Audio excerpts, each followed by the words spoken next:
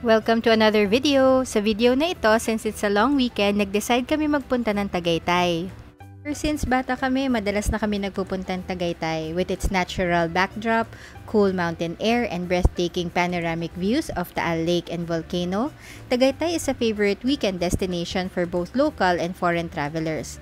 Sa lahat ng mga nagde-drive papuntang Tagaytay, be careful, be smart, and drive safely. Nag-book kami ng Airbnb near Ayala Mall, Sirin. 2 o'clock pa naman ng check-in, kaya on our previous video, nagpunta muna tayo ng Rosario by Vikings. Dito kami nag-decide na mag-lunch. Ang location ng Rosario Vikings is the previously Josephine's Restaurant. So yung mga dati pag nagpupunta ng Tagaytay, for sure alam nyo yung Josephine's Restaurant. Ito yung malapit sa Taal Vista Hotel.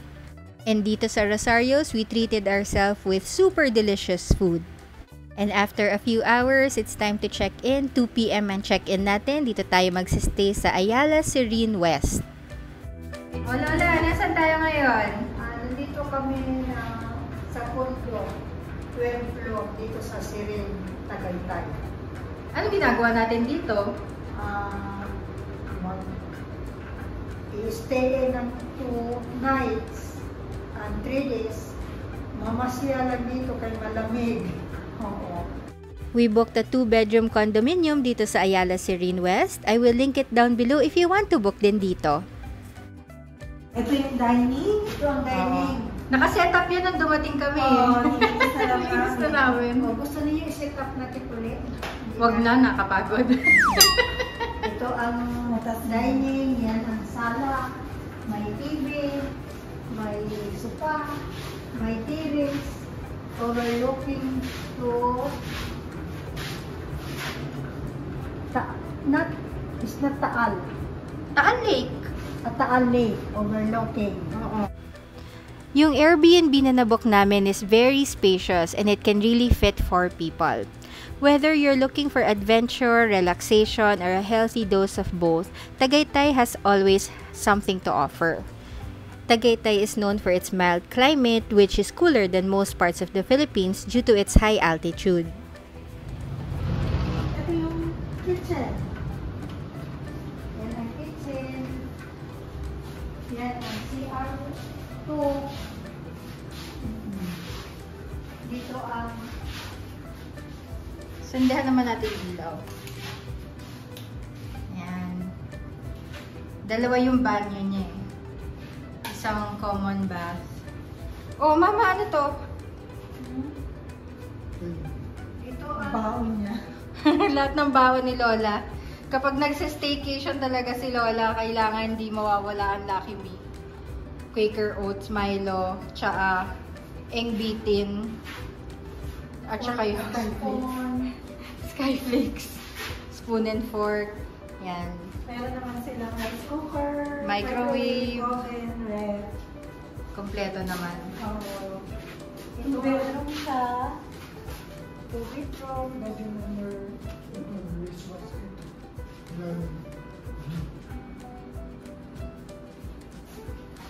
Ano sisilip mo, Lola? Yung kama na din. Okay. Yan, may cabinet sila dito.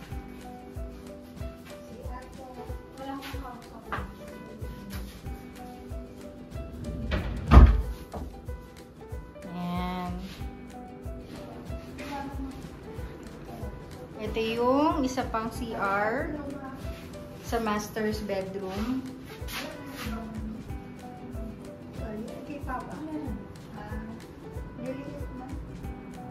Ito yung master's bedroom mo. Oo, mayroon din terrace dito. Hindi yan nabubuksan. Nabubuksan pero walang susi. Walang susi. Missing. Queen bed lang din sila. 2 queen bed. And after namin makasettle down, nagpunta naman kami ng Ayala Mall Serene. Ayala Mall Serene is more than just a mall. It's a shopping and dining haven at the heart of Tagaytay City. Amicably built with contemporary structures and rustic design that give quaintness vibes for a mall experience that is distinctively Tagaytay. And since katabi lang siya ng condominium, dito na lang din kami kumakain. Kasi kita nyo naman guys, sobrang daming pwedeng pagpilian ng pagkain dito. On our previous video, nag-food trip tayo doon. I will link it down below para mapanood nyo din yung mga restaurants na kinainan namin before. And this time, ganun din ang gagawin natin. Kakain din tayo ng marami dito sa Ayala Mall Serene. Thank you nga pala sa lahat ng nanonood ng videos ng Traveling Lola. If you like our video, don't forget to subscribe to our channel to help our channel grow. You can also share our videos to your family and friends if they like food and travel videos, especially if they travel with senior citizens. Kaliwat kanan, hindi ka talaga mauubusan ng kakainin dito. You can choose from Japanese food, Italian, Chinese, Filipino food, at syempre, hindi mawawala ang street food. Diba guys, natatandaan nyo ba dati ang dami nating pinamiling street food? Mas onti na siya ngayon compared to nung nagpunta kami before. Siguro kasi bumabawi pa lang sila, but for sure, pagdating ng November, December, pag madami ng mga tao, madami na rin kakainan doon. Lola, nasan tayo ngayon? Nandito kami ngayon sa Ayala Mall Serene. Namamasyal kami, nagwe-window shopping, bumili kami ng water doon sa Walter Mart at saka mga putputin na Korean foods. At tumitingin lang kami dito.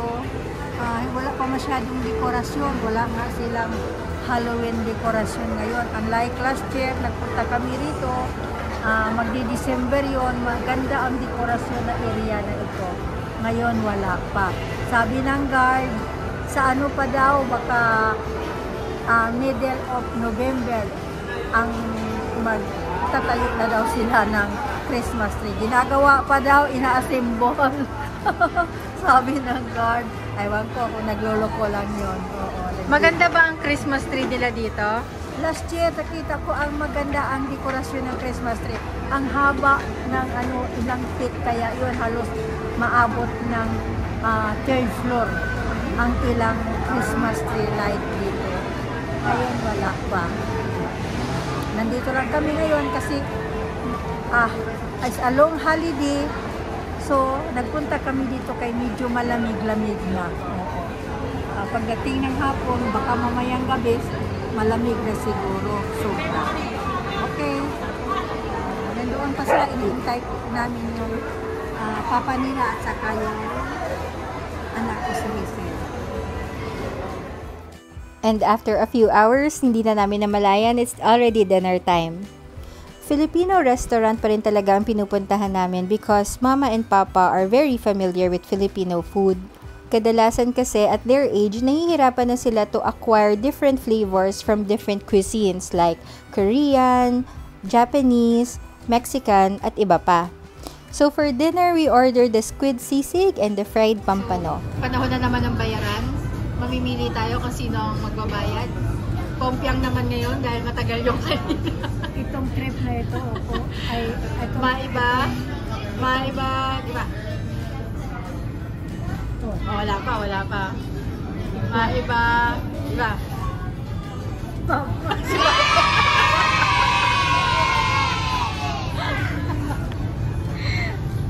Ano masasabi mo, ikaw magbabayad? Wow, okay. Alam mo naman kung magkano babayaran? Hindi ba? Ang swerte mo kasi dalawa lang in order natin. Paano mo na in order na iba? Wow. Ang mahiwagang bill.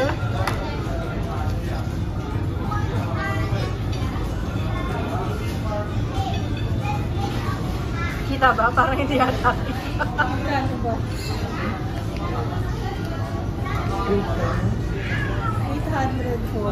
804. Mababa lang nga ang binabayaran. Aking malaki. Dalawa lang ang ulam eh. Lagay mo na yung card mo. Lagay mo na yung card. Okay. Super saya at nakakabusog ng dinner natin. So before tayo umuwi, mag-Starbucks muna tayo. Bumili lang kami ng isang cake and dark mocha frappuccino for our dessert. Dito na muna namin tatapusin ang vlog namin. Itutuloy natin ang pag-explore sa Tagaytay sa next vlog natin. So if you like food and travel videos, make sure to subscribe to our channel. You can also hit the notification bell icon so you're notified pag meron tayong bagong upload sa channel namin. Thank you for watching our video. Till our next video. Bye-bye!